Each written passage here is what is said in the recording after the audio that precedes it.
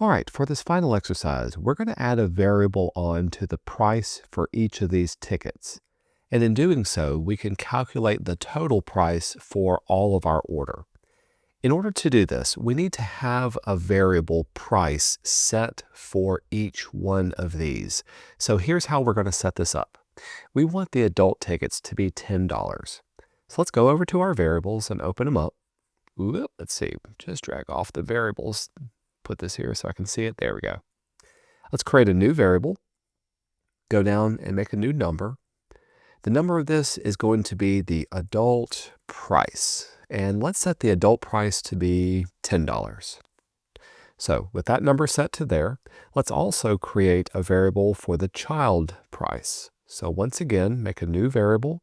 This will be the child price. And that is going to be $5. All right, so now we have a variable number set for the price of each one of these tickets. Next thing we need to do is to add that to how this is listed. Here's how I'm going to do it. I'm going to add adult tickets and then dash and then just a $sign. And same way for child tickets, dash, $sign. And then in a separate text file or text box, I'm going to add our variable.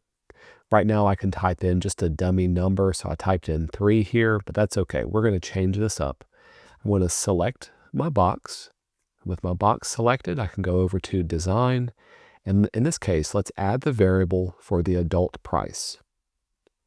Next, all I got to do is align this to make it look like it's in line with the listing.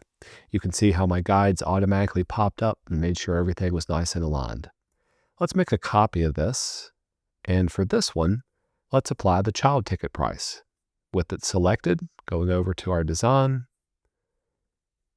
adding a variable. Oops, make sure it's selected here. There we go. And make it the child price. Now let's create a simple button that we can press to calculate the total and a text box that will give us the total price. To create the button, let's grab our type tool and let's type out calculate the total. Something like that. I'm going to put this inside of a frame, so grab your frame tool and click and drag around it.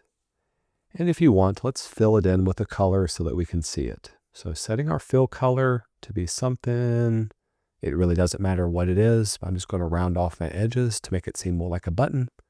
And since I'm here, let's change the color of my text to be just a solid white. There we go. Now it feels more like a button. Finally, one more time, let's grab our type tool and just place an empty text box here. And for now, I'm just going to type in a dummy number. This dummy number needs to be our total price, and so it also needs a variable. With this variable selected, so let's open up our variables, create one more variable. This will be a number, and this new number is going to be our total, T-O-T-A-L, price. And for now, I'm just going to keep it at 0. We can close this out. And with this dummy text selected, let's apply that variable to that total price down here. All right, so here's how we're going to play it. Whenever I press this button, I want it to multiply the number of adult tickets times the price, and then add it to the number of child tickets multiplied by the price. So that's going to be our total price that we have. So we need to set up a variable condition whenever we set this. With our frame selected, let's go over to Prototype. Under Interactions, let's add a new interaction. So on tap, we want to perform an action of setting a variable. Which variable are we going to target? It's going to be our total price. And what do we want the value to be? So we want to take the adult ticket and we want to multiply it by the adult price. Then we want to add the child ticket multiplied by the child price. So this is how this should be set up for your total price variable. Adult ticket times adult price plus child ticket times child price. That'll equal our total price. Now with this set up, let's go into prototype. We'll open up a preview. I'll make mine a little bit bigger so we can see it. Now I can increase this number or decrease it.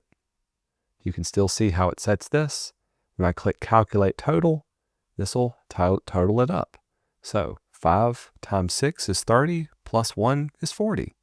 I can increase this or decrease this however much, and it only does the total whenever I click this button. It doesn't do it automatically.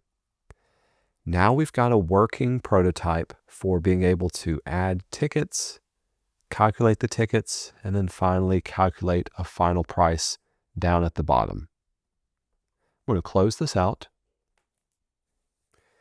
Now, the other advantage of adding the variable price to this is that if I wanted to be able to go in and change the price and say I had multiple different listings, let's say I had adult tickets, child tickets, one for senior adults, one for students, all of those having different prices, all I would have to do is just to set a different variable for every price.